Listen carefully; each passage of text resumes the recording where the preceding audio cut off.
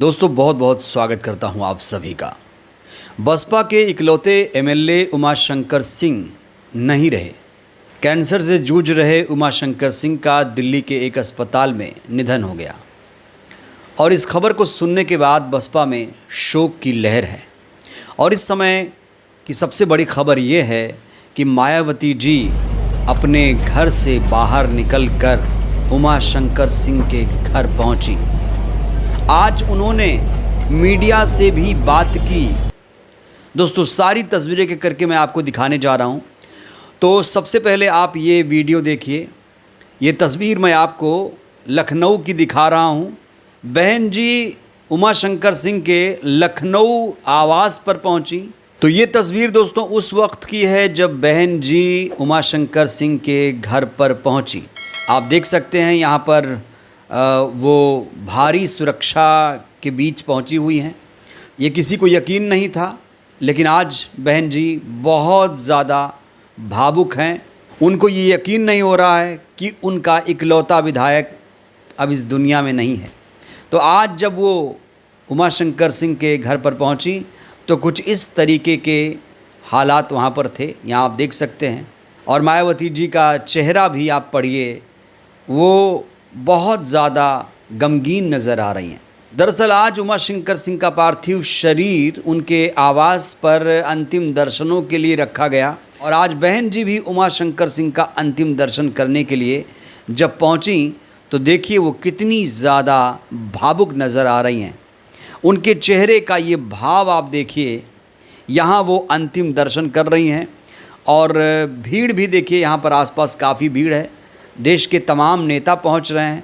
लेकिन ये special footage आप देखिए जब बहन जी उमाशंकर सिंह का अंतिम दर्शन कर रही हैं। ये उस वक्त की तस्वीरें दोस्तों मैं आपको दिखा रहा हूँ। ये तस्वीर, ऐसी तस्वीर बहुत कम देखने को मिलती है। मायावती जी के बारे में अक्सर कहा जाता है कि वो घर से नहीं निकलती हैं, लेकिन आज वो अपने घर से निकली और उमाशंकर सिंह के घर पहुँची क्योंकि उनके इकलौते विधायक का निधन हो गया है। उनके विधायक उमाशंकर सिंह बहुत मिलनसार थे, कर्मठ, जुझारू, ईमानदार, वफादार थे। उनके परिवार को अपना परिवार मानती हैं। जब से उमाशंकर सिंह बसपा से जुड़े साल 2011 में, तब यूपी में बसपा की सरकार थी, तब से अंतिम सांस तक वो बसपा में ही थे।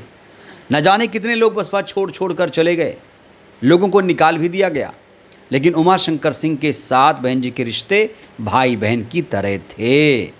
तो अंतिम दर्शन करने के बाद बहन जी जब उमाशंकर सिंह के आवास से बाहर निकली तब की भी तस्वीरें मैं आपको दिखाना चाहता हूँ। इन तस्वीरों को देखिए।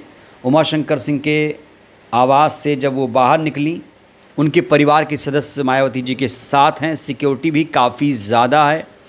और मायावती जी जब उनके घर से निकल रही हैं, बहुत ज़्यादा वो मायूस कहें या गमगीन कहें या भावुक कहें, आप खुद देख सकते हैं तस्वीरों में।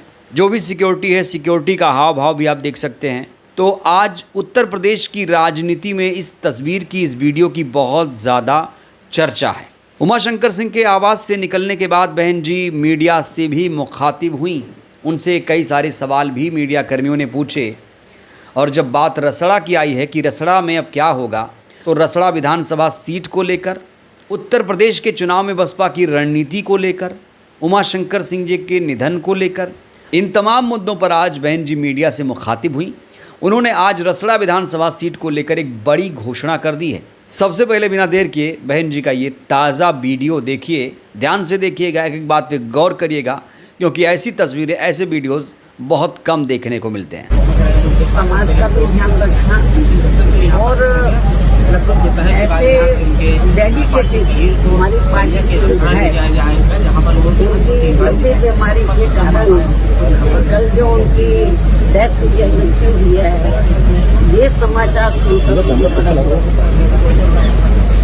और इस दुख की घड़ी में मैं उनके पूरे परिवार के साथ हूँ, उनके रिश्ते नातों के साथ हूँ। और ख़ास तौर से अभी वो तो जिंदा नहीं है, मेरा तो यही कहना है उमाशंकर सिंह जी के परिवार के लोगों को, आपने जब तक भी आप जिंदा रहे हैं, आपने ईमानदारी का अपना परिचय दिया है। आपको ये मालूम है कि वो बिजनेसमैन, और अक्सर आपने देखा है कि जो बिजनेसमैन होते हैं जब सत्ता परिवर्तन होता है तो वो परिवर्तन पार्टियां बदल देते हैं। उतार चढ़ाव आए लेकिन उन्होंने पार्टी को धोखा नहीं दिया। और मुझे तो सही मायने में वो अपनी सगी बहन की तरह मानते थे। ये महीने में शायद रक्षाबंधन भी है, तो मेरे ख्याल हमेशा रक्षाबंधन पे मैं लखनऊ में रही हूँ या दिल्ली में रही हूँ तो मुझसे उन्होंने राखी बनवाया। भाई तो बहुत बने, शुल्क कास्ट को छोड़कर सब धोखा देके चले गए, लेकिन इन्होंने धोखा नहीं दिया। और मैं आज ये कहना चाहती हूँ उनके परिवार के लोगों को, इस दुख की घड़ी में हमारी पार्टी उनके साथ है और उनका एक बेटा है, बेटी शादीशुदा और बेटा भी। सब मुझे बहुत आदर सम्मान देते हैं। तो मैं इस मौके पर पूरे परिवार को ये आश्वासन देना चाहती हूँ, यदि परिवार चाहेगा तो उनके बेटे को मैं राजनीति में आगे बढ़ावा दूंगी, उनके स्थान पर उनको पूरा महत्व दूंगी। हालांकि ये मौका ऐसा कहने का नहीं है, लेकिन फिर भी मैं उनको जो है उनके परिवार को ये दुख की घड़ी में राजनीति में वो काफी सक्रिय रहे हैं, समाज में लोगों की बहुत सेवा करते रहे हैं। तो मैं परिवार चाहेगा तो उनके बेटे को मैं राजनीति में आके करूंगी। और जहाँ तक उनकी विधानसभा का सवाल है, रसड़ा जो विधानसभा बलिया में, मेरे ख्याल जब भी उन्होंने चुनाव लड़ा बीएसपी से हमेशा उन्होंने चुनाव जीता है और क्षेत्र की जनता का पूरा ध्यान रखा है। पूरे क्षेत्र में वो हर सुख की घड़ी में वहाँ की जनता के साथ है और हमेशा उन्होंने हर मामले में वहाँ की जनता का पूरा ध्यान रखा है। और मुझे लगता है उनके विधानसभा के क्षेत्र के लोग भी चाहेंगे कि अब वो नहीं रहे हैं, उनके बेटे को बढ़ावा दिया जाए। मैं पूरा जैसा परिवार चाहेगा उसके हिसाब से मैं उनको पूरा बढ़ावा दूंगी और उनका पूरा साथ दूंगी। मुझे मालूम है कि महिलाएं अंदर बहुत दुखी हैं, उनकी बेटी, उनका बेटा, उनके मिसेज, मतलब रिश्ते नाते सब दुखी हैं। और जब कल मुझे ये सूचना मिली तो मैं भी काफी दुखी थी। बीच में मैं एक बार देखने के लिए भी आई थी, तबीयत ज्यादा ठीक नहीं थी, लेकिन वो इतना मुझे मानते थे अपनी रियल सिस्टर की तरह कि एक बार उनको लगा कि बहन जी को बहुत दिन हो गया देखे हुए, मुझे मिलना चाहिए। तो मैंने कहा कि आप बीमारी की हालत में क्यों आए, मैं आ जाती आपके घर में। वो मेरे घर पर मिलने के लिए बीमारी की हालत में भी बोलते कि नहीं, मैं आई थी इधर मिलने के लिए, उनसे मिली थी, लेकिन उनको लगा कि भी बहन जी की याद आ रही है, आप बता देते मैं आ जाती। तो इसलिए मैं आपको ये बताना चाहती हूँ कि हमारी पार्टी को बड़ी क्षति हुई है, मतलब बहुत नुकसान हुआ है और क्षेत्र की जनता को भी। तो इस मौके पर हम हमारी पार्टी पूरे परिवार के साथ खड़ी है और पूरे परिवार का पूरा ध्यान रखेगी। धन्यवाद। तो यहाँ रसड़ा विधानसभा सीट को लेकर बहन जी ने बड़ी घोषणा कर दी। उन्होंने कहा कि अगर परिवार चाहे तो वो उनके बेटे को राजनीति में ला सकती हैं, राजनीति में उनका बेटा आ सकता है।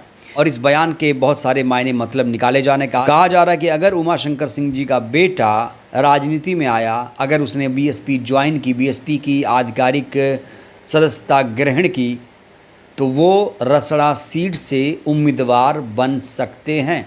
चूँकि रसड़ा सीट से लगातार उमाशंकर सिंह 3 बार विधायक थे, बहुत लोकप्रिय नेता माने जाते हैं, ग्राउंड से जुड़े हुए नेता माने जाते हैं। इसलिए बहन जी यहाँ चाह रही हैं कि उन्हीं के परिवार के पास ये सीट रहे।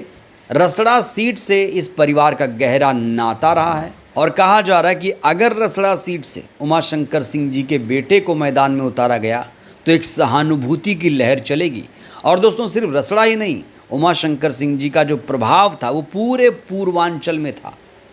तो यूपी चुनाव आने वाला है, तो देखते हैं रसड़ा सीट की विरासत किसे मिलती है, बहन जी इस विरासत को किसे सौंपती हैं। आपको बता दें रसड़ा सीट पर उपचुनाव भी होगा।